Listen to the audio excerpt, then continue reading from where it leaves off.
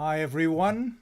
Welcome to our Freedom Friday. It's Friday again, and we are really excited to bring you the Freedom Fridays, as you've probably realized, for those of you who have been attending. Usually it's Tony, Crypto Night, and Tony usually brings his very highly integrated view of the researches that he's done over his life into all aspects of society, history, economy, finance, and spirituality. And so he's been bringing it all together, and and kind of sharing how all this fits in with the theme or the topic of freedom and the topic of DeFi and blockchain and crypto. So what I thought I would do today is come in from another angle, and what I thought I'd do is try and explain it from one point of view, from one lens, how we got to where we are, and then what blockchain is about and how it's gonna change where we are now, how it could offer a way out to where we've got. So, and then Tony will probably chip in every now and then if he wants to, and then at the end of it we can have a bit of a all-round discussion. And if you've got any questions, feel free to ask. So I'll just get started with a screen share, which is my keynote, and it's not screen sharing. So let's see, why is that not? I gotta put that on there, and then go to my keynote. There we go. So decentralization, why it matters. There are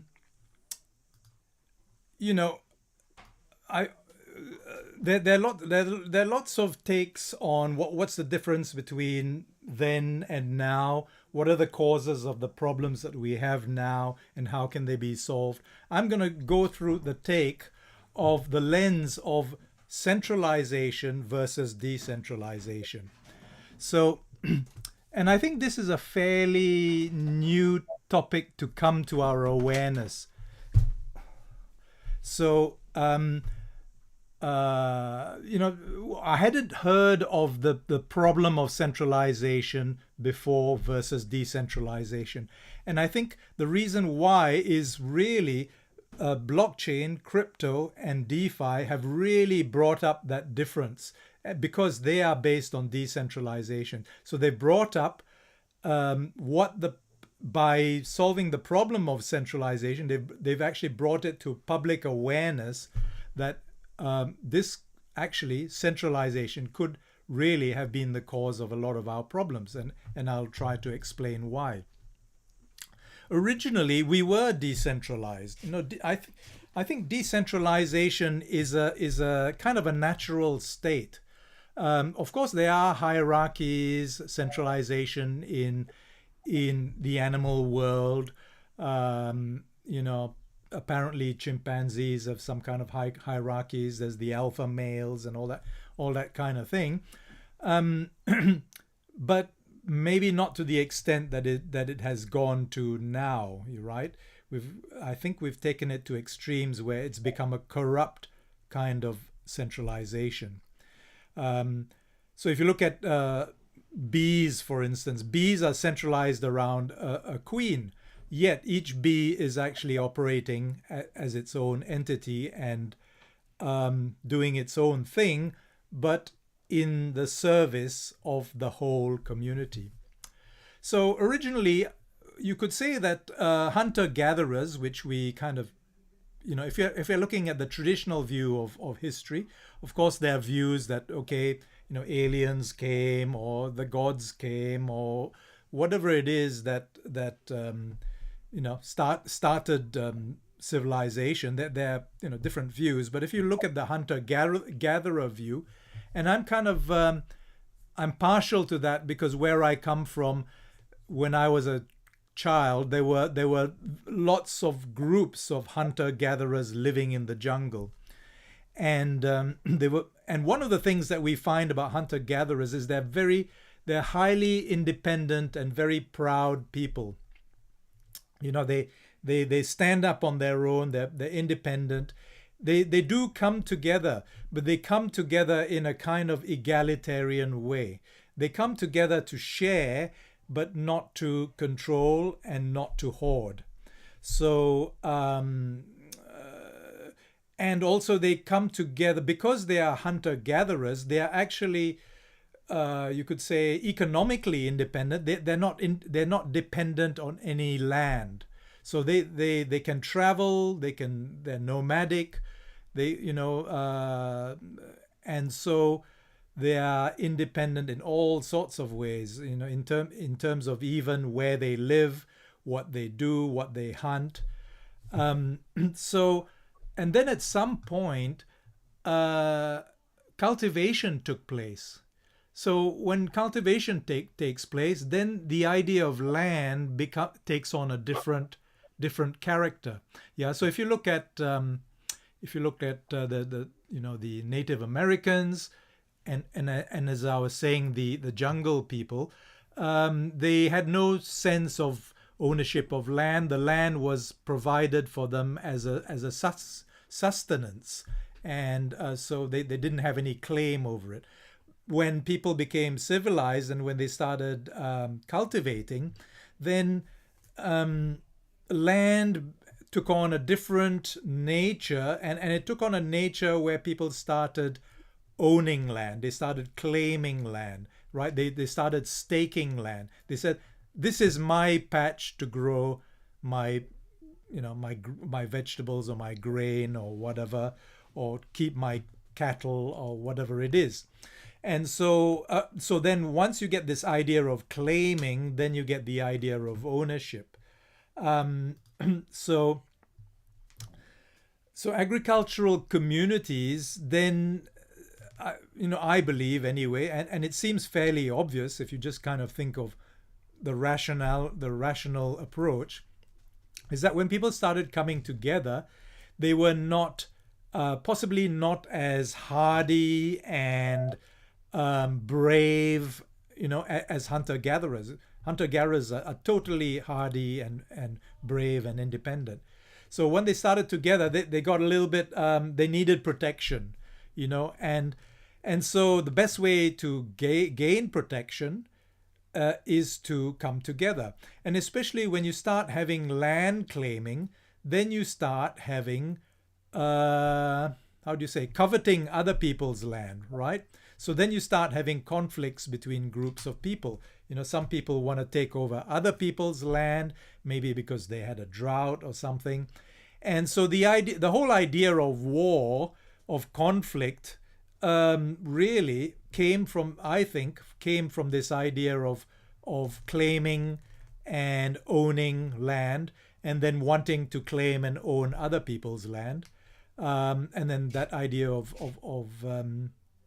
protection then became important. And so then what people would do is then they would group together and maybe build a wall, right, a pa or palisade around themselves to protect themselves. And then what they then saw is that they needed to pool their resources in a sort of a bigger way. And then you would have then, because there were more people involved, you could then have division of labor, right? Specialization. So some people could specialize in, planting the corn. Some people could specialize in building the houses and the walls, and so, etc., etc. And possibly at this particular time, then there arose the development of hierarchies. Whereas when you are a hunter-gatherer, you are virtually guaranteed to find food. All you had to do was to go and hunt for it, or go and fish for it, or go and pick it. You'd pick roots and different fruits and things like that in the forests or in the jungle. Once you started cultivating, then then you became how do you say, exposed to the ravages of nature, and some people then equated nature with the gods, which is fair enough, because nature is a big force. So it's a godlike force. It's a very omnipotent force, or at least more potent than you, yes, stronger than you are. So the gods, nature could make the rain fall, could make the sun shine, etc., etc. Could bring the locusts and whatever. And so this idea of someone higher than me, a god higher than me, and that developed hierarchies, this idea of hierarchies. And back in the day, whether it's in China or India or other places, the leader was considered to be the sun god, the divine connection to the gods, and especially in Japan, for instance, even up till the modern day. So this leader has a divine connection to the gods in order to relay to the gods the needs of the people, and the people would send their needs to the leader, and the leader would ostensibly communicate with the gods. And then back in the day, it is said that if the leader wasn't able to fulfill that role of, bringing the goodwill of the gods to the people, then that leader was then killed, and then the next one was put in line. So in those days, leaders had an onerous role. It wasn't just to be powerful and to have this kind of rule over everybody and all that. It was actually a highly responsible role. But what you see now is you're starting to get this idea of centralization. People are centralizing around a leader and possibly the leader's advisors. And then from those advisors, there'd be managers and blah, blah, blah, blah. So you've got this hierarchy building, a pyramid of authority. My ding-dongs until this evening. So we see that the history of mankind, of humankind, is really been centered around centralization. Yeah, the church was a centralized body. The kings, the emperors, the empires, Rome, any of those kind of civilized civilizations had some kind of centralization. So